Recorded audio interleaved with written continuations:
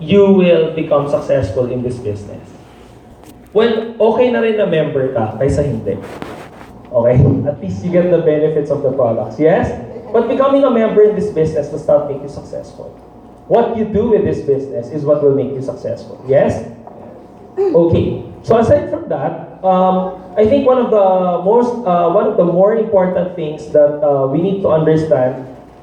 Wait lang, I'll just read my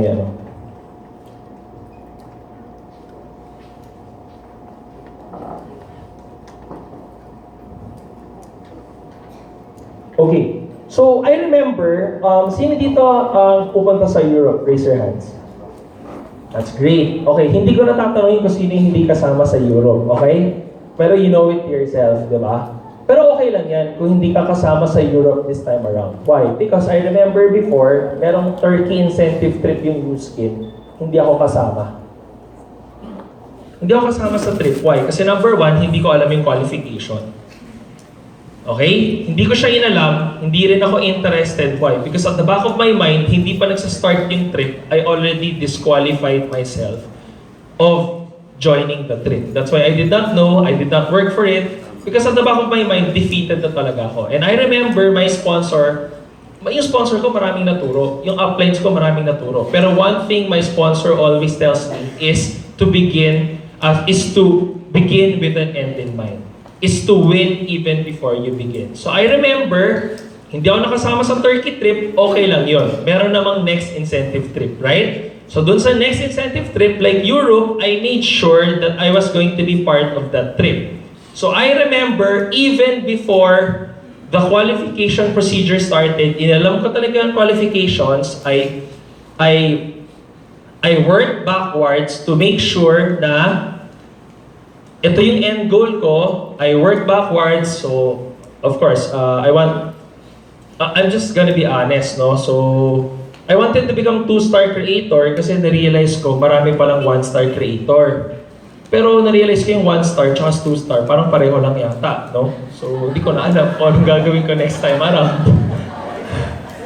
Yan totoo, ah. So,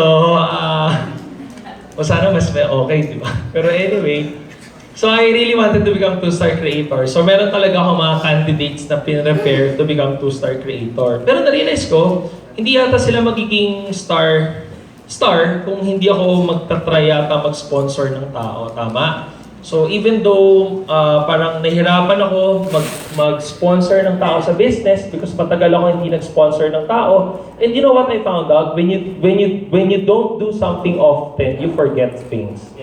Yes, when you don't do something often, your skills become rusty, di ba? So I really tried my best to sponsor people. I really put myself in a situation to sponsor people because I cannot teach my partners what I can't do or don't know personally. Yes? So I have to model what I teach. Yes? So what I did was I sponsored people in front of my stars so that they can sponsor people as well. Okay, so sabi ko sa star ko, like, kailangan natin mag-prospecting. So, never ko naman nagawa yan before, pero tinry ko talaga. Naisip ko lagi, kung si Sandy nagawa niya, siguro kaya ko din, di ba? So, I put myself in a situation to prospect people. So, nakita niya, minodel niya, and then eventually, nagkaroon ng result. So, it's very important that, example, in the next incentive trip, kung gusto mo sumama, you have to model what you want your stars to do. And sometimes, you have to do it yourself. No, not sometimes. All of the times, you have to do what you expect your stars to do. Yes? Okay. So after that, also very important then is you consistently goal set with your business partners. You constantly goal set with your upline. You constantly goal set with your account manager. I think lahat tayo nag-check naman ng volumes in genealogy, right? Everybody does that, you know. And I think talking to your account manager or checking your volume is really a direct, you know, it's sometimes hard to be honest. Because sometimes when you're honest, there's a mirror in front of you and you see yourself, di ba? So when you look at your volume, when you talk to your account manager, it just shows, I think they just record lang naman our progress. Ultimately, our progress is what we do on a daily basis, right? So it's very important you confront the brutal facts and consult your upline or consult your mentor and consult your account manager with respective goals on how you can be part of the next incentive trip. Correct? Tama ba yun? Okay, so important yun because if you don't goal set, if you don't talk to somebody who is accountable, who you are accountable with, it's going to be very hard for you to improve. Okay? Very important yun. You need to evaluate yourself.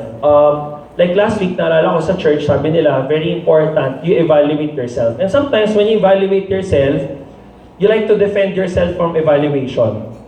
But that's what... Because, anyways, that's why it's called an evaluation because in an evaluation, you're not supposed to defend yourself, you're just supposed to listen. Yes? So when you listen, you are listening to improve. So it's very important that when you talk to your mentor or when you talk to your account manager, you are there not to defend yourself, but you are there to listen. Because evaluation, accountability is very important for us to move forward. Yes? Okay, and lastly, I think it's very important for us to set clear 2016 goals. Kasi March na pala. No? Sino dito yung Chinese? Raise your hands. Kung Chinese ka, dalawa yung New Year mo. So you have 2 times to set your New Year's resolution. Yes?